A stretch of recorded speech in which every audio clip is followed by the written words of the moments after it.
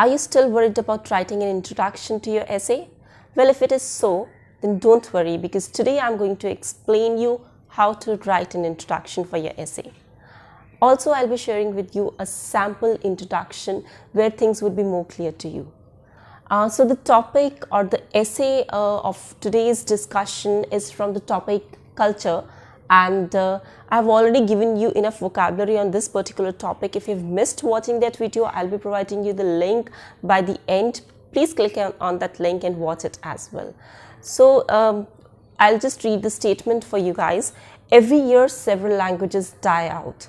Some people think that this is not important because life will be easier if there are fewer languages in the world. To what extent do you agree or disagree?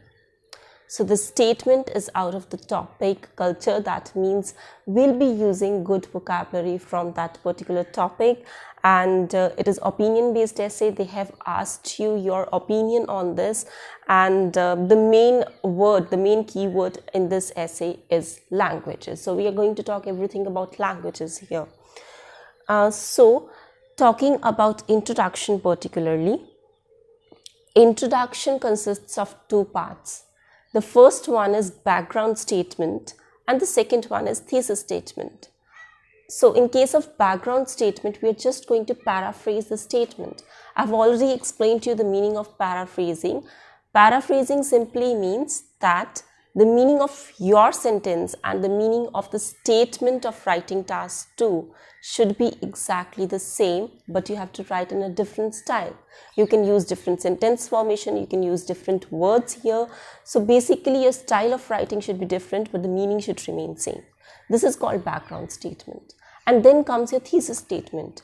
Now in thesis statement, you just have to give your opinion, or you just have to give a clue to the examiner about what you're going to write in your body paragraphs. That means a direct answer to his question. Nothing in addition, no typical phrases, nothing out of learned material. You just have to paraphrase and give your opinion. So how to paraphrase? First of all, we'll be discussing the background statement. So the statement in writing task 2 says that many languages are dying out, and there are some people, there are a percentage of people who do not give importance to this particular thing because they feel if there are fewer languages, obviously life is going to be easier. But there are people who think the opposite. Now we need to figure out that what is our opinion, and believe me guys, your opinion does not matter. As far as your justification is good, your opinion does not matter, because they are not going to give you bans based on your opinion. You are free to choose your opinion, but your justification matters. So let us see what we can talk about here. Particularly talking about the background statement. Globalization has resulted in termination of miscellaneous languages. Globalization has resulted in termination of miscellaneous languages. So several languages die out. I have written it in a different style. Termination means something that ends. Miscellaneous means many or different or various. So I have used synonyms here. Also, I have added a word globalization here because I understand that this is happening because of globalization. Globalization is connecting with people, passage of information. So we are listening to different languages. We are getting familiar with different cultures. This is why it is happening.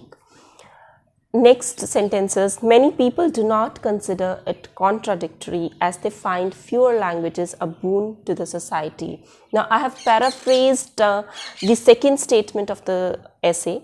Some people think that this is not important because life will be easier if there are fewer languages in the world. I have just paraphrased this statement and written it in my own style. Many people do not consider it contradictory. So this is not important. I have paraphrased it and written here. Do not consider it contradictory, as they find fewer languages a boon to the society. Boon refers to advantage. So instead of writing advantage, I have written boon. So this is paraphrasing, guys. This is how I have paraphrased the statement. I have used vocabulary. I have just played with the sentence formation a little, and I have added one or two words from myself. So So this is called paraphrasing. If you will read this sentence or these lines again, you'll understand that the meaning of my sentences and the meaning of the statement of the essay is exactly the same. I have just written it in a different style. I have not repeated what the examiner has given to me. This is the perfect way to write the background statement.